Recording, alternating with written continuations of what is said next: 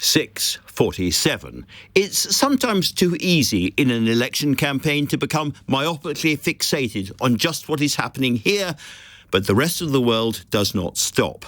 In a bellicose interview, the Israeli Prime Minister Benjamin Netanyahu said he is transferring some troops from the south of Gaza to Israel's northern border with Lebanon, where they face Hezbollah fighters. He said he was prepared for only a partial agreement over Gaza, adding, "We are committed to continuing the war after a pause in order to complete the goal of eliminating Hamas. I am not willing to give up on that." So we seem no nearer to a proper peace. What are the genuine options for Israel? Well, here with me in the studio is a man who has passionate views on what the near future for the region could hold. Ami Ayalon, Israeli war hero, former commander of its navy and former head of its secret service, Shin Bet. Very good to have you here, Admiral. Thank you very much. Your reaction, first of all, to Benjamin Netanyahu's effective dismissal of the American peace plan today? Mm-hmm. I think it's a huge mistake. And second, I think that today Netanyahu does not represent the Israeli people. He represents himself and a small minority, 15%, probably less, of the Israeli people who believe in some messianic concept or messianic vision. He's doing it because this is his only way to stay in power, and he is sacrificing our future in order to stay in power. This is the way I understand him. And what is the only plausible future for Israel? Is it the so-called two-state solution? Until someone will come and will show me a different way in order to preserve our identity as a Jewish democracy and to create a safer and stability in the region, this is the only option. Now, you are what we call a peace campaigner. You are somebody who wants reconciliation. And you are also a war hero. You're also the former admiral in total charge of the Israeli Navy, and indeed for a while in charge of Shin Bet. Mm-hmm. Why is it that so many of the peace campaigners have a military background? I think that only a person who fought and paid the price in the battlefield understands the limits of the military power. Politicians, in order to be elected, they will tell you everything, no matter what they believe in. And I think that this is the reason, this is the only way to explain why more than 90% of the former generals, admirals, director of Shin Bet or Mossad believe in, we can call it peace, we can call it achieving future achieving future reality, not only by the use of power, but by the use of diplomacy. We have to understand that the war of today is very, very different from the wars of the 20th century. When we fight against terror, when we fight not against a state, we have to understand that we are fighting in two dimensions. One is a battlefield. And in our case, we are winning every battle. But we shall never achieve victory in the battlefield. Because the other dimension is a war of ideas. We have to understand that Hamas is an ideology. And the only way to defeat ideology is by presenting a better idea, which is a political horizon for Israelis and Palestinians. And so when Benjamin Netanyahu says, and he uses the word again and again, he wants to eliminate Hamas, that is not possible. It's bullshit. Mm-hmm. That's it. It's the only way to defeat Hamas is to present a reality of two states, because this is a major defeat for Hamas. You have to understand the whole concept of Hamas is future Palestine from the Jordan to the sea. We just have to listen to what the founder and the leader of Hamas said 20 and 30 years ago.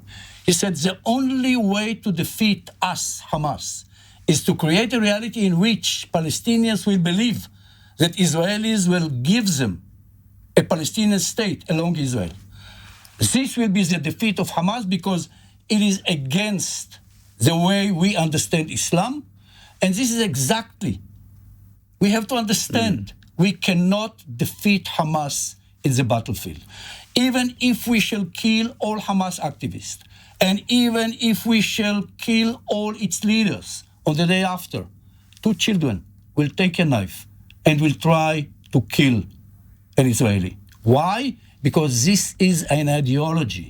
The only way to defeat an ideology is to present a better future for the Palestinians and for us. But we are not giving any present to the Palestinians.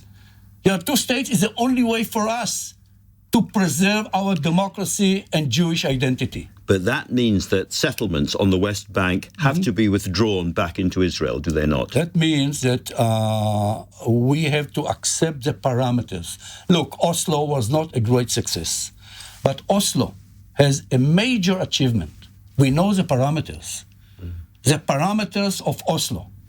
You can call it Clinton parameters, Ayalon parameters, Geneva parameters, or the parameters that were accepted by our Prime Minister Ehud Olmert.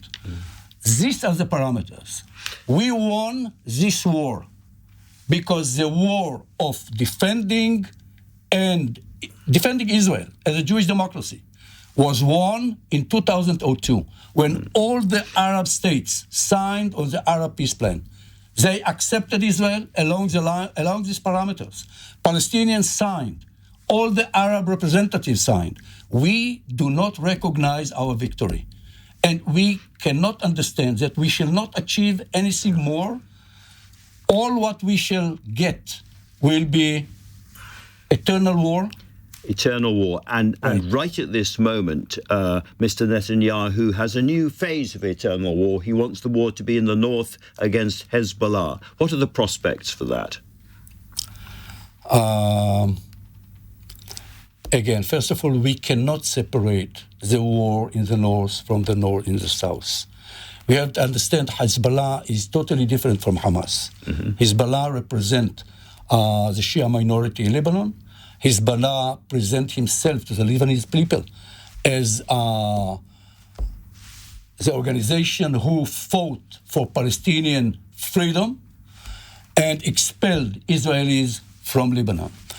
Hezbollah will not get the support of the Lebanese, will not the support even of the Shia minority, the Shia community in Lebanon, if they will go on fighting when there is no war in the south. So if we shall achieve the end of the war or ceasefire in the south, Hezbollah is totally in a different place. And we shall be able to try, nobody promised us, to try to achieve an agreement on the route of the border between us and Lebanese, because we did not achieve it with Hezbollah. So more still to do that. I think perhaps your main message to people listening is, apart from Netanyahu and his right-wing clique, there is another Israel. Yes. There is a bigger Israel, which we are simply not hearing at the moment. Exactly. Is that right? And all the polls, we just have to read the polls. Today, 75% of the Israelis do not agree with Netanyahu. They demand his resignation, and they accept totally different future. They are ready to sign on the end of the war in Gaza on the conditions of bringing back all our hostages and creating a regional coalition following the vision of the American president. Absolutely fascinating. Admiral Ayalon, thank you very much indeed for coming in to talk to me tonight.